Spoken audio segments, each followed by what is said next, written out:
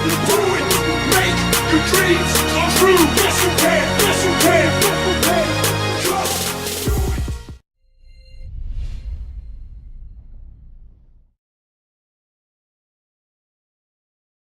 So thank you, Lisa, so much for breaking down how we can have abundance in our relationships. Next up, we'd love for you to talk a little bit about how we can have abundance financially. I would love that. So finance is, it has an interesting energy. Finance has an energy that's generational. Finance has an energy that's cultural. Money is a masculine energy, so we have to recognize that money has a masculine energy that comes with it.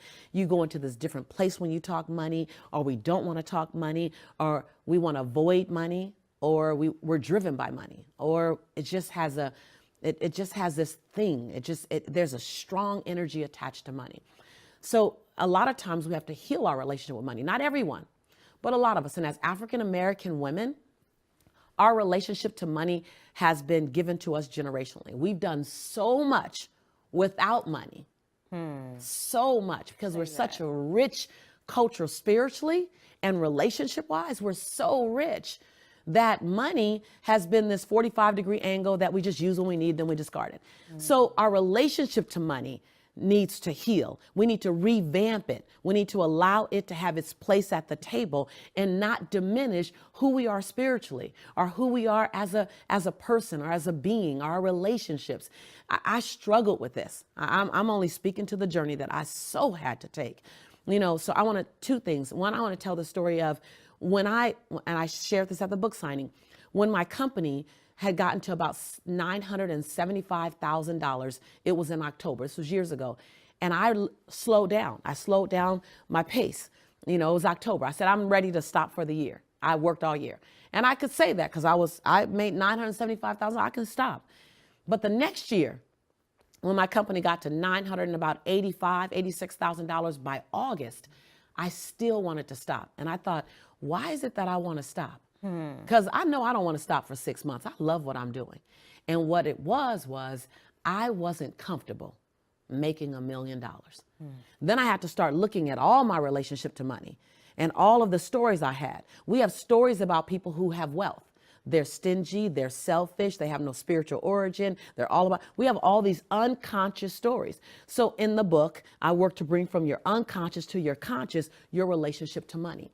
And when I did that for myself, I realized that I believe that if I was spiritual, really spiritual, then I should be able to do a lot of something with no money. Because Sister Brown, who I talk about in my book, Sister Brown was amazing. She was spiritual, but we always had to do a chicken dinner or a fish fry to help her. And we had to do that when she passed away. But I wanted to be like her spiritually.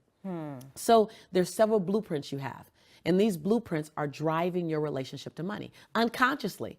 And when you look at the blueprint, and I show you how to unpack the blueprint in the book, I won't go through all that now. Get the book, you'll be able to do it then. And let me just tell you the blueprints. We have a cultural blueprint. So the way we culturally manage money, my grandmother would say, I can make a dime go in 20 different directions. So we pride ourselves in making a pot of beans go in 20 different directions, right? Making a dime go in 20 different directions. Well, what happens when you have 21 dimes? And they only have to go in 20 different directions? You actually can feel uncomfortable. That was me stopping in October, then stopping in August, because I'm no longer in that same kind of hustle that I grew up in. And more than wealthy, you want to belong.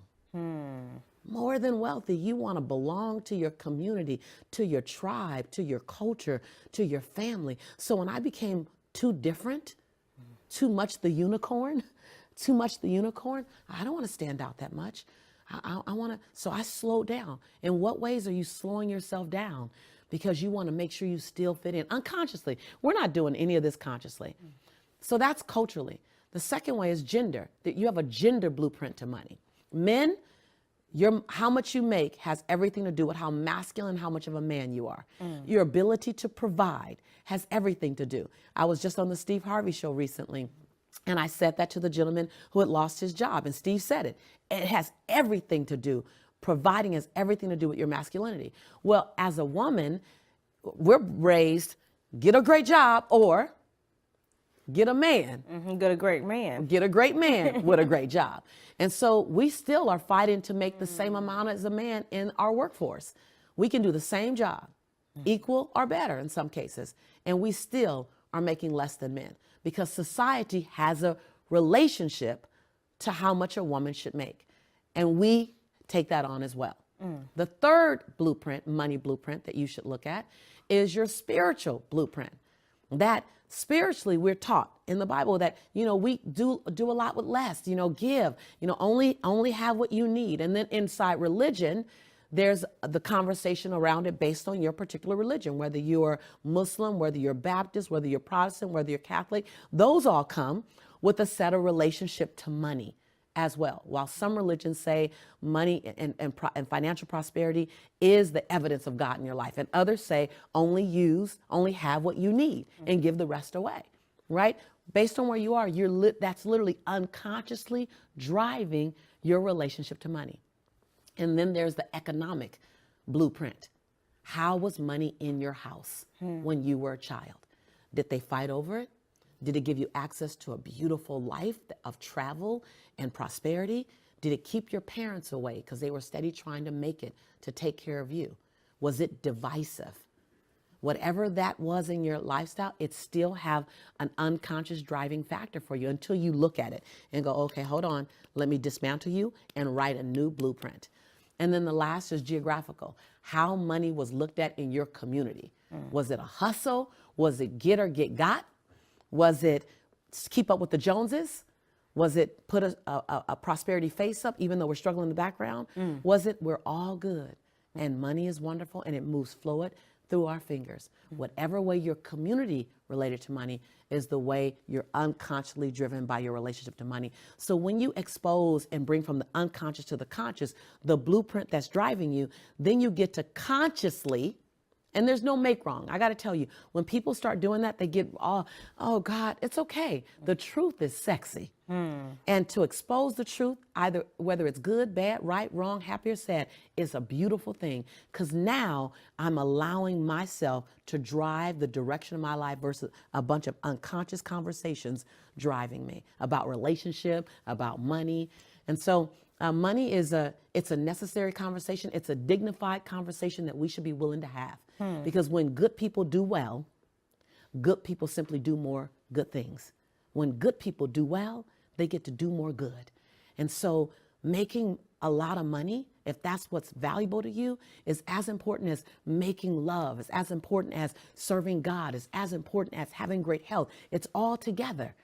It's all together. It's called abundance, 360 abundance. And that's our birthright. No matter where you were born, what you were born in, abundance is your birthright. And the sobering news is what you choose is what you choose. But abundance is your birthright. That's the truth. It is the truth. And we're so excited for you to introduce us to our birthright of abundance with Abundance Now.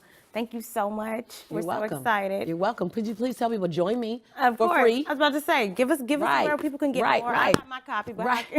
Amen. So go to joinlisafree.com because this is so important to me that for the first time in the history of my company, I'm doing a training for free. And I'm doing one in Atlanta and I'm doing one in California. And it's first come, first served, 1,200 people. We spend 9 hours beginning the shift required to have an abundant life. And go to Lisa Nichols' fan page. We have a working fan page where we are doing exercises on an ongoing basis at 2, the number 2 motivate. I do Periscope. I've been doing Periscope every day where we're teaching content. We're on Periscope right now, behind the scenes, really looking at deep diving. I know that this is not just a mental conversation. This is an application. So what I want to be is your sister in accountability, because I know accountability makes us 80% more active. And so I love you. I'm your sister in the journey, and I appreciate you. Thank you so much, Lisa, for stopping by. Of course, you can check out more on essence.com. Always. And you'll see Lisa soon with the Essence family. Yes. Excited. I love you, girl. We love you back. Thank you. You're welcome. And you know I want my book signed. Absolutely.